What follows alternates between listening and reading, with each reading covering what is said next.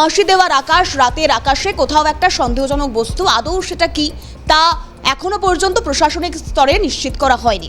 তার পাশাপাশি ডক্টর রয় colonel sir যেটা বলছিলেন যে এখান থেকে দাঁড়িয়ে আরও একটা বিষয়, আমেরিকা, চীন, এই যে একের পর এক পারস্পরিক সম্পর্ক, এই সেই সম্পর্কে তারা সকলেই চাইছেন ভারতের বিরোধিতা করতে কোনো না কোনো বিষয়ে, কিন্তু ভারত কূটনৈতিক চাপে গোটা পরিস্থিতি নিজের হাতের মুঠোয় করে রাখবার চেষ্টা করেছেন। এখান থেকেই মাসুমা, যে ছবি আমরা দেখছিলাম, কারণ ফাঁসি দেওয়ার পরিস্থিতি সেটাও তো আমাদের জেনে নেওয়ার প্রয়োজনীয়তা রয়েছে, এবং তার পাশাপাশি বিজেপি অর্থাৎ কোচবিহারের মেকলিগঞ্জ, সেখানে বিএসএফ তারা রুখে দিয়েছে বাংলাদেশি নাগরিকদের অনুপ্রবেশ রুখতে গিয়েই এক প্রকার এই বাধা, এবং সেখান থেকে যে পরিস্থিতি সামনে আসছে কোথাও একটা অশনি সংকেত, নাকি আরো বেশি সাবধানতা অবলম্বন করতে হবে আমাদের, এই প্রশ্নগুলো স্পষ্ট হচ্ছে।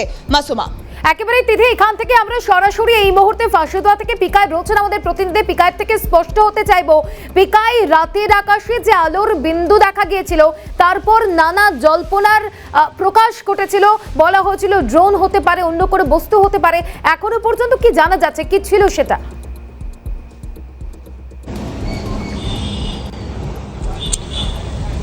একেবারেই মাসুমা, তোমাকে জানিয়ে রাখি, গতকাল 11:30 নাগাদ ফাঁসিদেওয়া ব্লকের বেশ কিছু জায়গায় একটি মাত্র ড্রোন ঘুরে ঘুরে দেখছিল, এমনটাই কিন্তু স্থানীয়দের অভিযোগ বা স্থানীয়রা কিন্তু জানাচ্ছেন। তবে এই যে ছবি যেটা আমরা তুলে ধরেছি, সেই ছবি কিন্তু ইতিমধ্যে ক্যামেরাবন্দি হয়েছে। তবে প্রশাসনের পক্ষ থেকে এখনো স্পষ্ট কিন্তু জানানো হয়নি এই বস্তুটি কি, আদৌ ড্রোন না অন্য কিছু উপগ্রহ বা অন্য ইলেকট্রনিক্স ডিভাইস রয়েছে, সেটা কিন্তু এখনো পর্যন্ত খোলাসা করা হয়নি। তবে আমি ইতিমধ্যে যেখানে দাঁড়িয়ে রয়েছি, ফাঁসিদেওয়া ব্লকের ভারত বাংলাদেশ সীমান্তর একদম লাগোয়া, প্রায় এখান থেকে 100 থেকে 150 কিলোমিটার 100 মিটার দূরেই কিন্তু বাংলাদেশ বর্ডার, মাঝ দিয়ে বয়ে চলেছে মহানন্দা নদী। তবে এখানকার স্থানীয় যারা রয়েছে তারা কিন্তু রীতিমতো আতঙ্কিত। তবে তারা জানাচ্ছেন মাঝে মধ্যেই বিজেপির পক্ষ থেকে কিন্তু বিশেষ গতিবিধি লক্ষ্য করা যাচ্ছে, এবং বিজেপি যারা বাংলাদেশের যে বিজেপি যারা রয়েছে তারা কিন্তু ইতিমধ্যে নজরদারি চালাচ্ছে ভারতের উপর। এখানে একজন স্থানীয় রয়েছে, তার সঙ্গেও কিন্তু কথা বলবো। তিনি কিন্তু যেটা জানাচ্ছেন, তারা কিন্তু আতঙ্কিত। তারা কি বলছেন সরাসরি ওনার কাছ থেকে জানার চেষ্টা করব।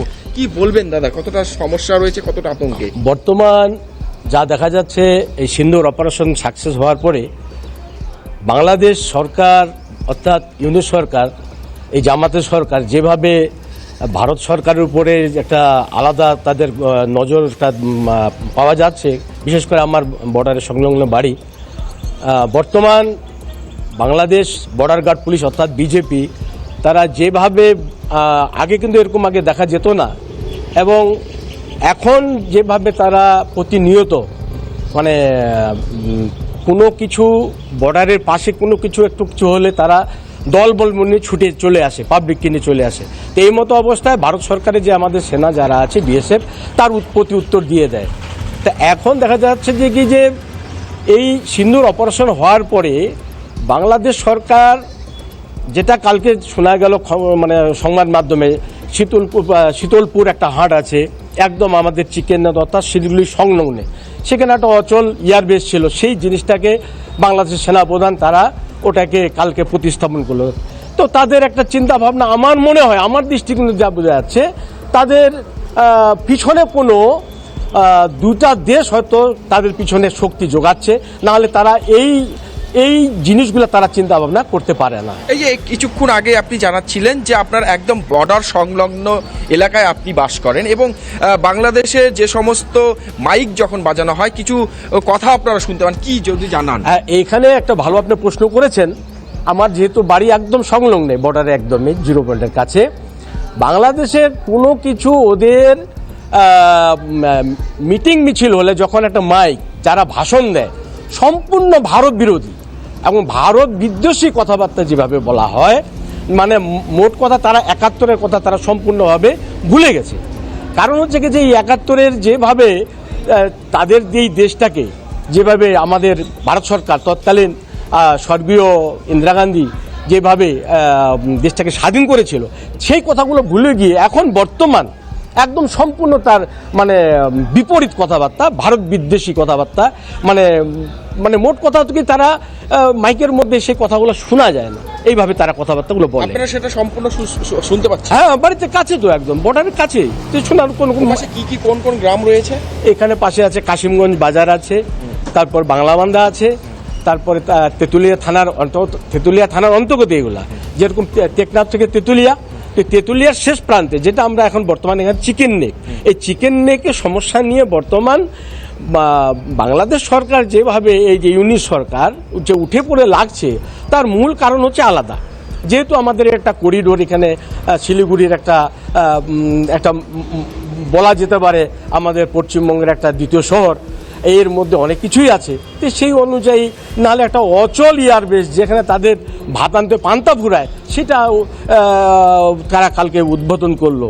এর পিছনে নিশ্চয় করে একটা শক্তি যোগাচ্ছে। কি মনে করছেন আপনারা যে এই যে এয়ারবেস, অচল একটা এয়ারবেস, সেই এয়ারবেসটাকে তারা পুনর্স্থাপন করলো কেন, কিসের জন্য, কি মনে হচ্ছে আপনাদের? আমার মনে হচ্ছে এখানে পাকিস্তান অথবা চায়না, এই চায়না দুইটা রাষ্ট্র সম্পূর্ণভাবে এর পিছনে মানে মদত দেনেওয়ালা। কারণ হচ্ছে কি যে সিন্ধুর অপারেশনে সে যেখানে দেখা গেছে চায়নার যে বিমান অর্থাৎ J-17 যে ফাইটার বিমানগুলো ছিল, সম্পূর্ণভাবে আমাদের S-400 তাকে সম্পূর্ণগুলো তাকে মানে ভেঙে দেওয়া হয়েছে। সেটা নিয়ে একটু বাজারে একটা স্বাভাবিক রাজনৈতিক মহলে একটা চীনের ব্যাপার নিয়ে, বাণিজ্যিক ব্যাপার নিয়ে একটা হাসাহাসি হচ্ছিল। সেই ব্যাপারে আমার মনে হয়, আমার দৃষ্টি ব্যক্তিগতভাবে আমার যা ধারণা, আমি একজন ভারতীয় সুনাগরিক হিসেবে, সেখানে তারা একটা কিছু ইন্ধন যোগাচ্ছে। পাশাপাশি একদম সংলগ্নে যেহেতু একটা হাট, এইটা করে ওই বর্ডারটা করার কোনো মানে ছিল, মানে এয়ারবেসটা করার কোনো মানে ছিল না, এটা আমার মনে হয়। এই আরেকটা বিষয় আপনার কাছে জানতে চাইবো যে গত দুদিন আগে যেটা দেখা গিয়েছিল বালুঘাটে, এবং আজ যেটা দেখা গিয়েছে গতকাল রাতে আমাদের এই সাইডে কিছু আলোর বিন্দু, যেটা স্থানীয় যারা রয়েছে তারা মনে করছেন যে তারা মানে ড্রোন উড়ে বেড়াচ্ছে, আপনাদের নজরে কি পড়েছে? এটা তো আমিও শুনেছি, কিন্তু ব্যাপারটা আমার নজরে পড়েনি, যেহেতু পড়েনি বেকার মিথ্যা তো বলে লাভ নেই, যে এরা এখন এমন কিছু জিনিস কার্যকরিতা চলতে চাচ্ছে যেটা ভারত সরকারের মানে বিদ্বেষী, এবং ভারত সরকারের যেসব মানে নীতি নিগমন বর্তমান আমাদের মোদী সরকারের, এই মোদী সরকারের কতগুলো কার্যক্রম ওরা একেবারে বিকাশ, সেক্ষেত্রে দাঁড়িয়ে বাংলাদেশের এই মুহূর্তে যা পরিস্থিতি তা নিয়ে সরব হচ্ছে সাধারণ মানুষ।